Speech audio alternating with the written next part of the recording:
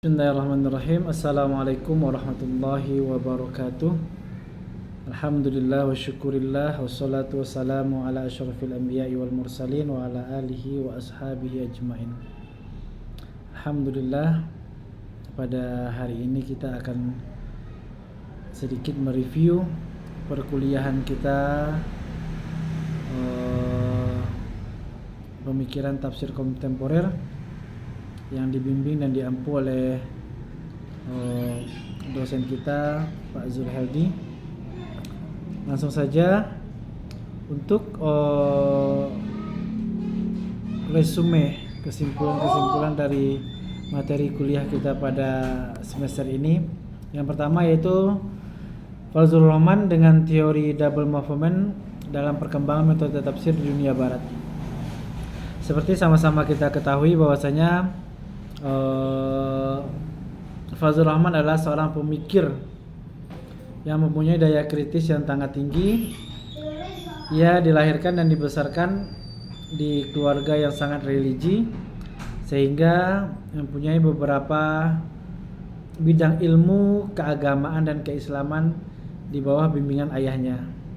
Dan dia berhasil menghafal Al-Quran di usianya yang ke-10 tahun. Berbagai pergolakan sosial dan keagamaan kala itu yang sangat terkenal, yaitu double movement theory atau yang biasa disebut dengan teori gerakan ganda. Fazlur Rahman berkeyakinan bahwa Al-Quran merupakan sumber utama dari ajaran agama Islam. Al-Quran sendiri menyebutkan bahwasanya Al-Quran itu adalah petunjuk bagi manusia. Posisi Al-Quran bagi Fazlur Rahman sangat begitu tinggi kedudukannya. Al-Quran ditunjukkan tidak hanya sebagai sumber doktrin penjelasan bagi agama, melainkan juga sebagai suatu alat analisis yang bahkan lebih luas dapat menjadi alat kritis. Banyak peninggalan keilmuan yang bersifat klasik yang dirumuskan oleh para ulama tradisional dikritisi oleh Fazlur Rahman dengan murni menggunakan perspektif pandangan Qur'ani. Dalam hal ini Fazlur Rahman mengidentifikasi ajaran-ajaran asing yang telah mengakar dalam batang tubuh keilmuan Islam. Hal tersebut dilakukan dalam rangka suatu upaya yang dilakukan dalam purifikasi ajaran Islam dari unsur-unsur asing yang akan merusak pesan orisinalitas Al-Quran. Beberapa contoh yang dapat mencerminkan bentuk konkret daripada penerapan teori gerak double atau double movement dapat ditemukan dalam tulisan Fazlur Rahman, sebagaimana biasa Fazlur Rahman mengkritik pemahaman sempit dan tidak kontekstual dari para ulama klasik. Usaha sebagai kalangan modernis untuk dapat menafsirkan qat'ul yad secara metafora, di mana dapat berarti menutup peluang bagi orang untuk mencuri atau memotong jangkauan tangannya melalui perbaikan ekonomi. Juga dapat dinilainya tidak sesuai dengan fakta historis. Sebagaimana telah disebutkan sebelumnya, ia selalu menekankan kepada pemahaman Al-Quran berdasarkan konteks sosiohistorinya agar dapat terhindar dari penafsiran yang bersifat subjektif. Selanjutnya kita masuk kepada Muhammad Arkun dan pemikiran teologi antropologisnya. Arkun juga merupakan salah seorang pemikir Islam yang berasal dari Berber Aljazair yang gagasan-gagasannya banyak mendapat perhatian daripada akademisi. Proyek besar yang digagas oleh Arkun adalah membongkar dekonstruksi terhadap wacana pemikiran Islam yang ada untuk kemudian dilakukan pembangunan kembali, yaitu rekonstruksi.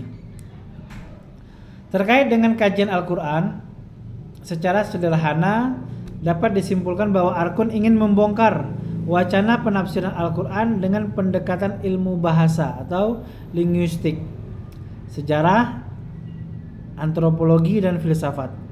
Dengan begitu, dapat terbuka apa yang dilupakan dan disamarkan, tak terpikirkan, dan tidak dapat dipikirkan.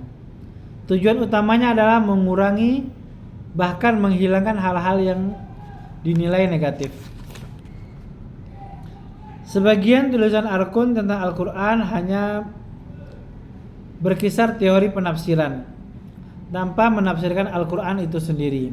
Oleh karena itu, tidak bisa dibuktikan secara langsung teori penafsiran Al-Quran. Penafsirannya terkait surat Al-Fatihah hanya berdasarkan teori dan metode-metode yang dia tuliskan. Oke, selanjutnya kita masuk kepada Nasr Hamid, Abi Zaid, dan teori interpretasinya. Abu Zaid meyakini satu-satunya cara untuk memahami perkembangan tafsir modern dengan cara menginterpretasikan Al-Quran secara objektif, yaitu dengan menerapkan pendekatan linguistik dan sastra yang diajukan Amin Al-Kuli atas teks Al-Quran, di mana konsep teks mempunyai posisi yang sentral dengan penggunaan kesadaran ilmiah. Abu Zaid memulai dengan sebuah proposisi tentang hubungan antara teks dan interpretasi, atau tentang hubungan antara nas dan ta'wil. Menurutnya, teks dan interpretasi itu seperti dua sisi yang tidak dapat terpisahkan. Dengan demikian, teori interpretasi tidak dapat dipisahkan dengan teori teks. Jadi, Arkun beranggap Abi Zaid atau Abu Zaid bahwasanya yang nas itu tidak dapat dipisahkan dengan takwil. Abu Zaid lebih cenderung menggunakan kalimat takwil daripada tafsir. Menurutnya, takwil lebih luas karena bisa menyentuh teks dan latar budayanya. Abu Zaid juga mengusulkan teori penafsiran yang berpijak pada interaksi yang diciptakan teks dan dengan sistem budayanya. Karena teks Al-Quran akan menjadi aneh dan berada di luar cakrawala pengetahuan audiennya bila ia terlepas sama sekali dari budaya dan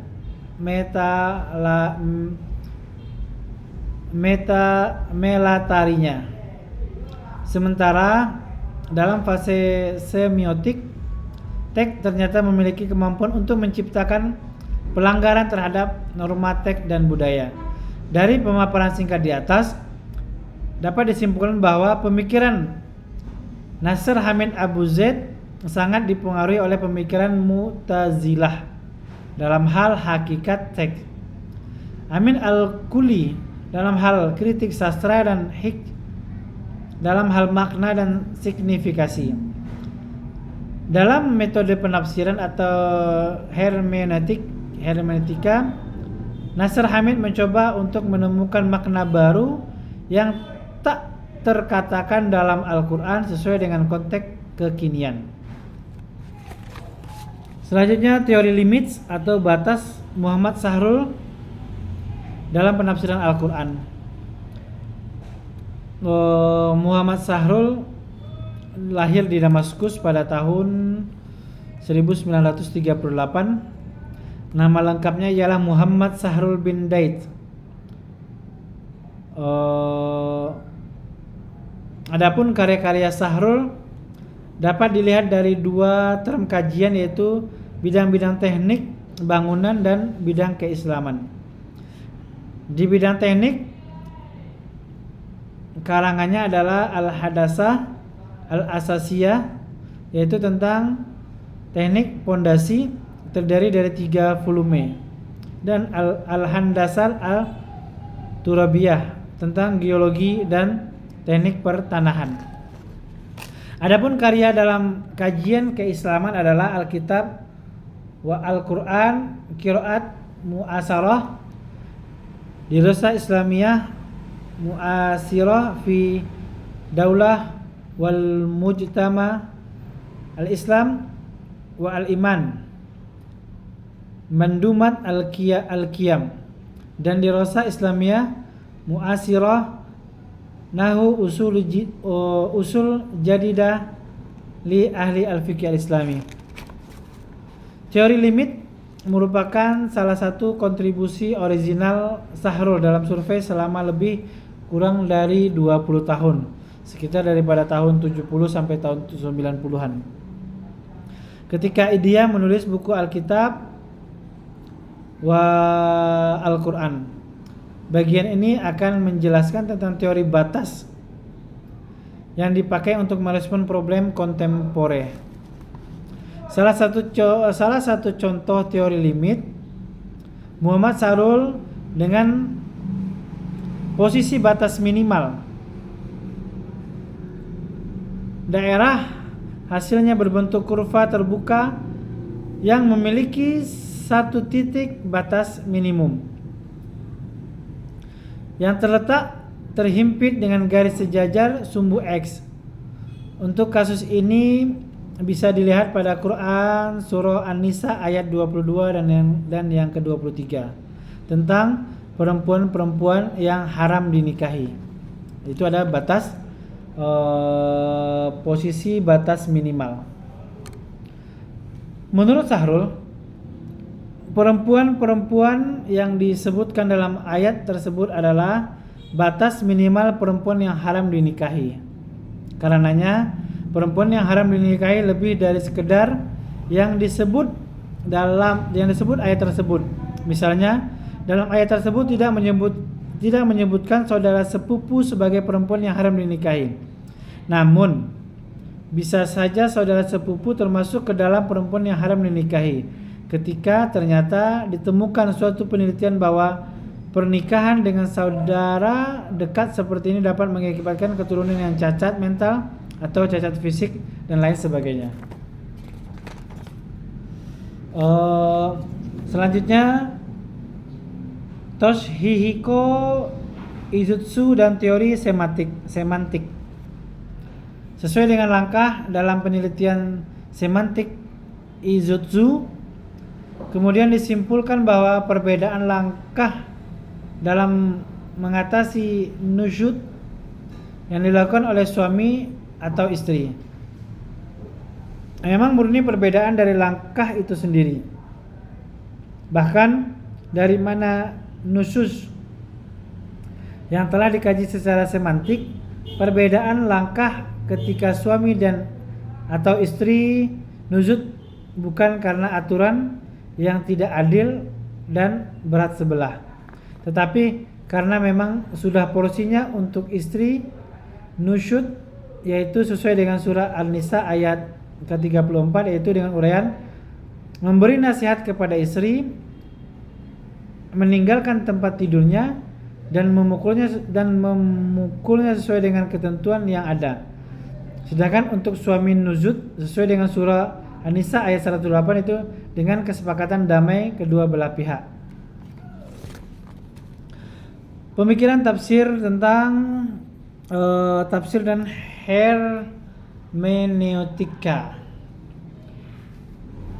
Berdasarkan pembahasan kita pada kuliah kita masa itu, dikemukakan beberapa kesimpulan. Yang pertama itu, tafsir dibatasi sebagai ilmu yang dipergunakan sebagai instrumen untuk memahami Al-Quran, menguraikan makna-maknanya, mengeluarkan hukum-hukum dan hikmahnya. Tafsir muncul sebagai hasil dari suatu usaha keras, sungguh-sungguh dan terus-menerus dari seorang penafsir agar bisa menemukan dan menguraikan makna-makna yang dimaksud dari teks-teks Al-Quran, serta mendeskripsikan berbagai hal yang dianggap muskil dari teks tersebut selaras dengan daya dan kemampuannya. Kedua, secara simpel, hermeneutika dapat dipahami sebagai sebuah proses untuk merubah dari ketidakpahaman menjadi paham atau dari ketidaktahuan menjadi tahu. Hermeneutika dalam waktu yang bersamaan juga bisa dipandang sebagai ilmu penafsiran. Ilmu yang berusaha untuk menyingkap maksud dan atau makna yang terkandung dalam perkataan yang ungkapan penulis atau interpretasi yang merujuk secara spesifik kepada penafsiran teks kitab suci. Ketiga, hermeneutika secara sangat mungkin digunakan sebagai salah satu pendekatan atau perangkat alat bantu dalam ilmu tafsir, terutama dalam memahami berbagai ayat Al-Quran yang berada dalam domain takulli atau ghairi takulli, seperti wilayah muamalah yang jangkauannya sangat luas. Selanjutnya kita membahas masalah pernikahan beda agama dalam perspektif Al-Quran. Untuk orang-orang musyrik tidak bisa ditawar lagi bahwa menikahi mereka atau menikahi untuk mereka dilarang dalam Al-Quran. Tetapi terhadap ahlul kitab, yaitu orang-orang Yahudi dan Nasrani atau orang-orang yang mendapatkan dan mewarisi kitab suci, dibenarkan untuk menikah mereka, namun tidak dibenarkan menikahi wanita muslimah untuk mereka. Inilah pesan yang dapat kita ambil dari surah Al-Maidah ayat yang kelima. Dalam sejarah Islam juga tercatat bahwa Nabi Muhammad dan para sahabat pernah menikah dengan ahlul kitab, seperti Utsman bin Affan menikah dengan wanita Nasrani walaupun kemudian istrinya masuk Islam. Talhah bin Zubair juga pernah nikah dengan wanita Yahudi yang juga kemudian masuk Islam. M. Quraisy Shihab berpendapat bahwa kebolehan lelaki Muslim menikahi wanita ahlul kitab sebagai jalan keluar kebutuhan mendesak ketika itu, saat kaum muslimin sering bepergian jauh melaksanakan jihad atau mampu kembali ke keluarga mereka. Di sisi lain, wanita muslimah tidak diperkenankan nikah dengan pria non-muslim, baik ahlul kitab ataupun yang kaum musyrikin, disebabkan mereka tidak mengakui kenabian Nabi Muhammad SAW. Lelaki muslim mengakui kenabian Isa serta menggarisbawahi prinsip toleransi beragama. Lakum dinukum waliyadin. Lelaki yang biasanya bahkan yang seharusnya menjadi pemimpin rumah tangga dapat mempengaruhi istrinya. Jika demikian, bila suami tidak mengakui bolehnya pihak lain termasuk istri melaksanakan ajaran agama yang dianutnya, dikhawatirkan akan terjadi pemaksaan beragama, baik terang-terangan ataupun terselubung. Itu pun sebabnya kini sementara ulama melarang perkawinan walaupun antara laki-laki muslim dengan perempuan ahlul kitab, karena pengaruh perempuan sudah tidak jarang mengalahkan pengaruh suami, dan karena unsur dakwah Islamiyah dalam perkawinan tersebut telah memudar, bahkan sebaliknya yang terjadi.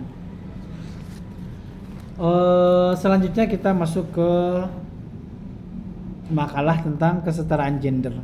Gender merupakan sebuah konsep sekaligus interpretasi dari pemikiran yang dipengaruhi baik oleh kondisi sosial, kultural, ekonomi, politik maupun agama. Konsepsi gender memang tidak bersifat universal karena sifatnya relatif atau variatif.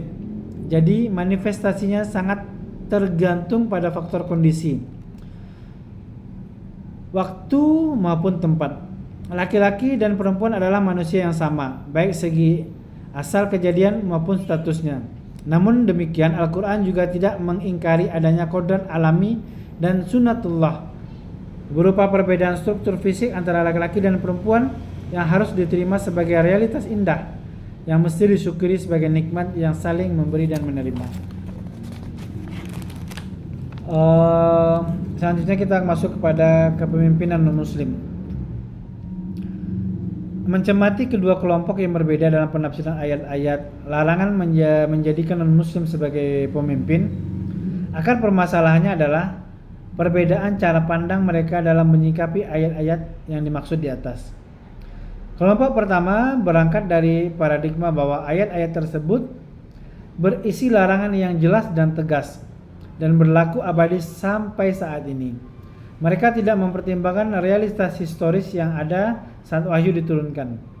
Sedangkan kelompok kedua berangkat dari paradigma bahwa larangan tersebut bersifat historis yang terkait dengan kondisi sosial yang ada saat itu. Menghadapi kedua cara pandangan di atas, Al-Quran dilihat secara utuh, tidak parsial, dengan mengkompromikan ayat-ayat larangan yang biasanya digunakan kelompok pertama dan dengan ayat-ayat yang membolehkan berinteraksi dengan non-muslim yang digunakan kelompok kedua.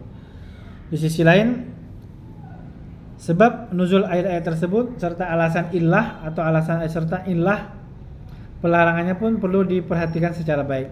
Dalam hal ini, illah pelarangan memilih non-muslim sebagai pemimpin adalah karena mereka memusuhi Islam dan kaum muslimin.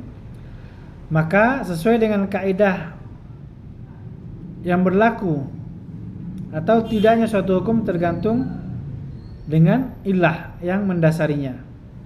Maka ayat tersebut tidak bisa digeneralisasi bahwa semua non-muslim kapanpun dan dimanapun adalah orang-orang yang selalu memusuhi Islam dan kaum muslimin, sehingga mereka tidak boleh dijadikan sebagai pemimpin. Sejarah membuktikan bahwa Asamah bin Abjar dijadikan sebagai pemimpin penguasa Habasyah atau sekarang disebut dengan Ethiopia yang beragama Kristen, memperlakukan kaum muslim dengan baik dan melindungi mereka ketika mereka hijrah dari Mekah ke Ethiopia. Sehingga itulah yang menjadi alasan Nabi memerintahkan para sahabat untuk hijrah ke Habasyah. Artinya tidak semua non-muslim dapat kita pandang sama halnya memusuhi kaum muslimin.